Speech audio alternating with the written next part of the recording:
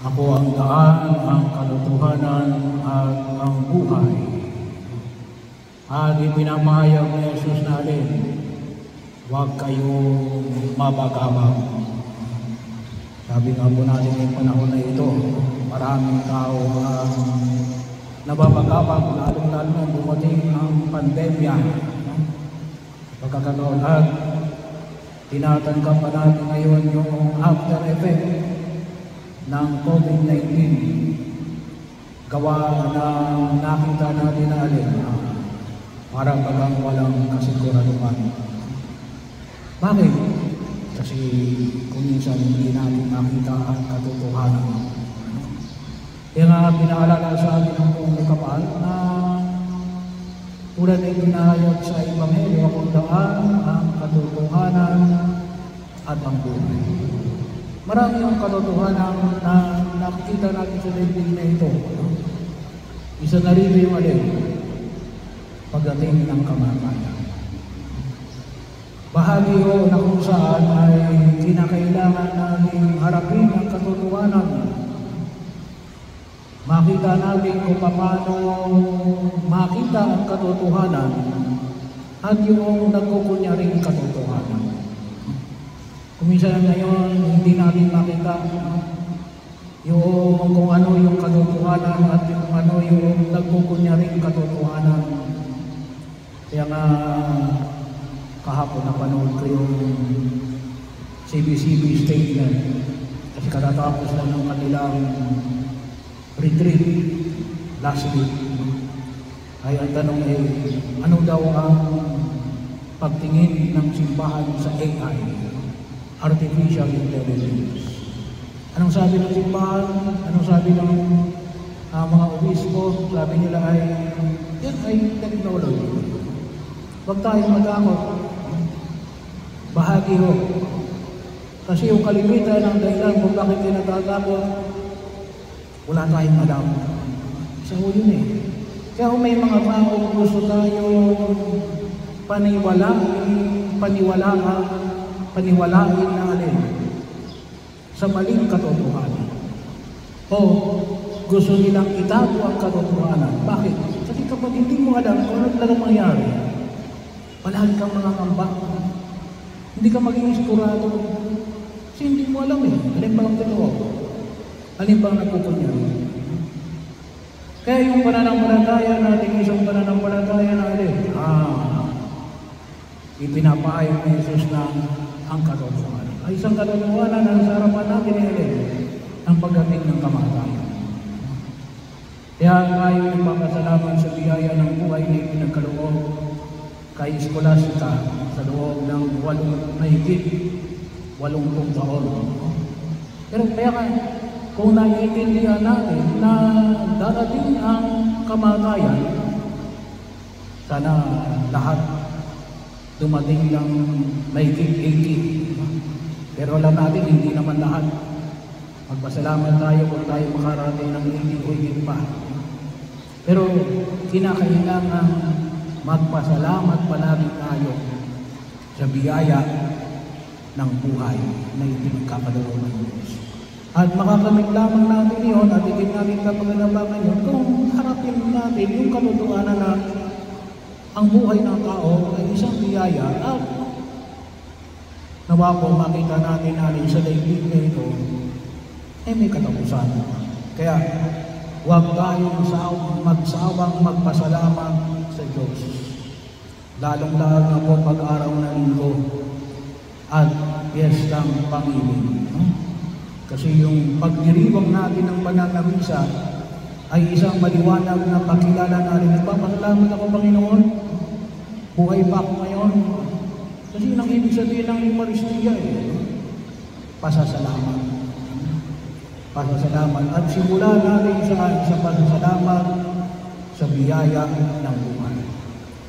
Sa biyaya ng buhay na ipinagkaloob kay Scholastica na naging bahagi ng inyong buhay. Yung ilan sa iyo ay naging karugtong ng buhay ni Scholastica. Mga anak, mga apo, baka may mga apo na sa tuhod. So, pagpasalamat sa maliwanag na alin sa buhay na pinagkaloob ng Diyos, dumudulay ang buhay na pinapakinabangan ninyo ngayon. O maaaring naging bahagi kayo ng buhay na kasama si Scholastica. Kaya bahagi yun. At marami pang mga katotohanan na pwede natin harapin. Pero yun naman huwag natin kalimutan na ipinahayag na Jesus. Huwag tayo matapos sa katotohanan kahit na lang makabagong teknolohiya. Alam nyo, yung language kasi ng computer ay 1 and 0 lang. No? So, ibig sabihin, makikita mo yung lingwahe niya, either 1 or 0. Walang 2, walang 3. No? Yun lang ang lingwahe niya, 1 and 0. And the combination of 1 and 0. Yun lang. Kaya mas tututusin, yung makabagong teknolohiya, kasabihin lang sa iyo, 1 or 0. Hindi sasabihin sa iyo na alanganin. No? Very, very direct. Yun yung katotohanan. At kinakailangan makita natin ang katotohanan. At kapag nakita natin yung katotohanan, magkakaroon tayo ng kapanatagan. Ano pa? Bahagi na ipinahayag na Jesus natin. Anong sabi ni Jesus? Yung pananampalataya, ano? Huwag kayong mapagabag, manalig kayo sa Diyos. Kasi may mga tao alam ang katotohanan, pero ayaw tanggapin ang katotohanan. Yung pananampalataya natin, isang pananampalataya natin, isang pananampalataya na nagpapaanyaya sa atin ang katotohanan. Kaya ang simbolo namin ulit, the symbol of the cross, yung pagkamatay ni Jesus, maliwanag na yung pinapamanig sa atin. Alam natin, kung maaari, ayaw natin tanggapin na tayo ay mawala sa daigdig na ito. But eternally, eternal tayo, pero kaluluwa yun. Pero yung katawan natin, habang tayo natin sa daigdig na ito, daranas tayo ng kamatayan. Yung pananampalataya natin ay isang pananampalataya na tumutulong sa atin na harapin ang katotohanan. At sa tulong ng ating pananampalataya kay Jesus, doon natin higit na makikita yung tunay na katotohanan. Kaya sabi niya, lumapit kayo sa akin mga napapagala at nabibigatan at kayo'y aking pagiginawain. At ano ang tinuturo ng ating pananampalataya? Simple lang. No? Tulad na ipinahayag sa atin sa Ebanghelyo. Anong sabi ni Jesus? Na walang makapag-ihiwalay sa atin sa pag-ibig ng Diyos. So, kung maaari ay ayaw niya mawalay tayo sa Kanya. Ano lang makapag-ihiwalay? Kasalanan. Yun lang o. Kaya, kung tayo ay umiiwas sa kasalanan, ay palagi tayo nasa piling ng Diyos. O kahit na tayo nagkasala, kasi tao tayo. No? Pero anong ginawa ni Jesus? Bahagi yun ay pinadala sa atin ng Ama, ang ating Panginoong Jesucristo upang alin? Upang tubusin tayo sa kasalanan. Ibinigay niya pa rin yung alin? Yung sakramento ng kumpisal at yung pagkapahin ng langis sa mga may sakit. No? Bahagi yun. No? Kaya nga kuminsan palagi namin pinaalala. Yung iba ayaw magpapahin ng langis. Anong nasa isip? Baka daw kapag nagpapatawag ng pari, mamamatay. Hindi, mamamatay ka kahit hindi ka magpatawag ng pari. Pero kapag sa oras na nagpatawag ka ng pari,